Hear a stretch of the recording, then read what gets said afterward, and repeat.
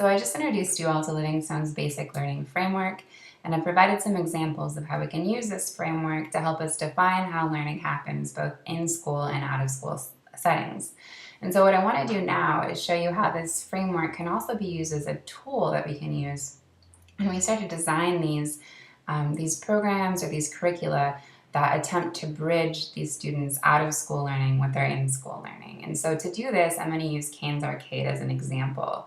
So at this point, if you aren't familiar with Kane's Arcade, I would ask you to please take the time, pause this video, go check out the resources that I provided for you to familiarize yourself with Kane and his story and kind of what happened. Because it's really important, I think, that you know the story to kind of get the gist of what we're going to talk about in just a second. So I'm going to give you a second, familiarize yourself with Kane's story, who Kane is, and what happened. Okay, go.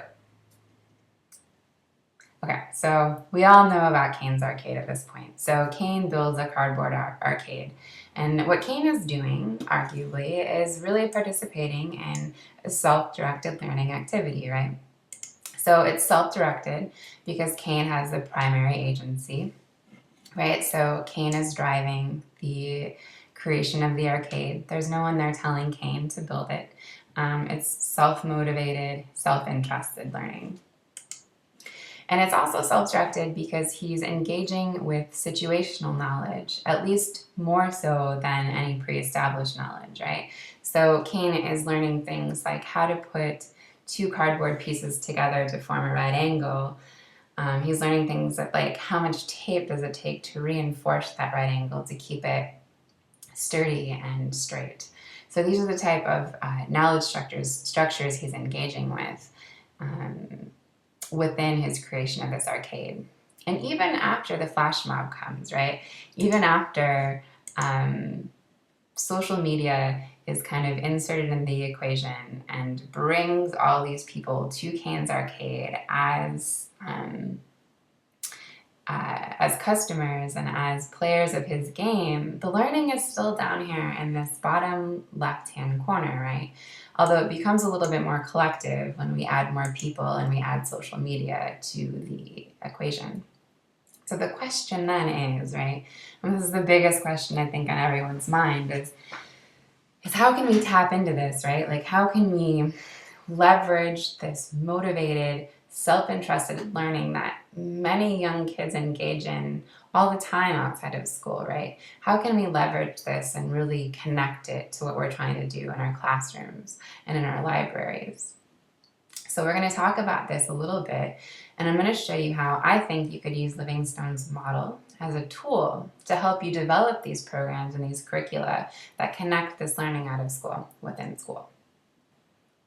So I think Livingstone's framework is really valuable because it allows us to kind of visualize how to design learning such that it connects to this self-motivated, kind of self-directed learning that's happening here, so that we can connect it to this more formal learning that happens up here in this upper right quadrant, right? So if the goal is to connect across these two quadrants, then we can do one of two things based on Livingstone's framework, right? We can change the agency a bit about, which is necessary, I think, if we're going to connect out of school within school learning, and we can kind of change the knowledge structures that are involved with the learning, right? We can introduce more formalized, pre-established knowledge.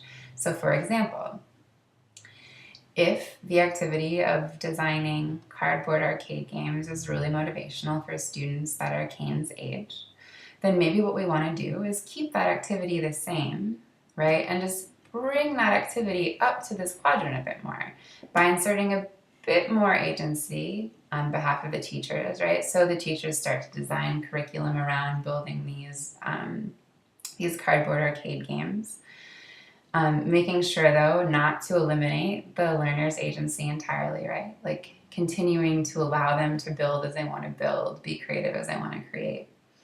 And then we can also think about how the movement, right, up to this upper right-hand quadrant also requires us to add in a bit more pre-established knowledge, right?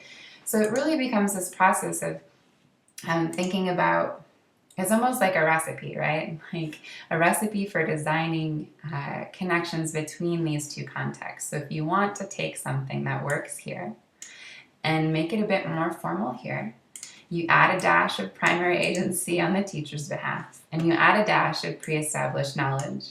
And that helps move this learning up here. And of course, the adding the dashes then we do professionally. We do with all the tools we've learned in classes like this, in all of our classes we've taken that teaches about how children learn.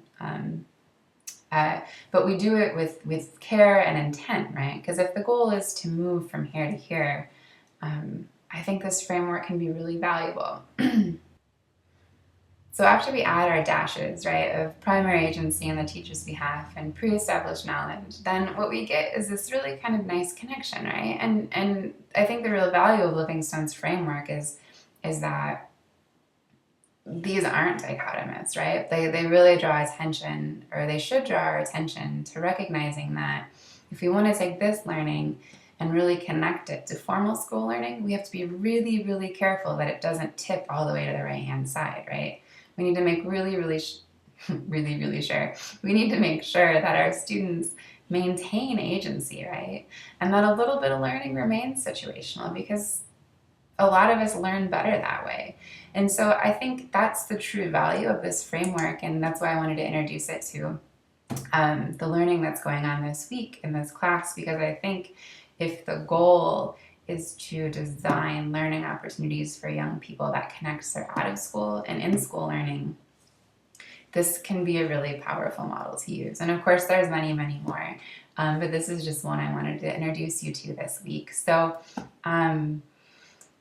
I hope you guys found this valuable. If you have any questions at all about this, I'd love to speak more about it.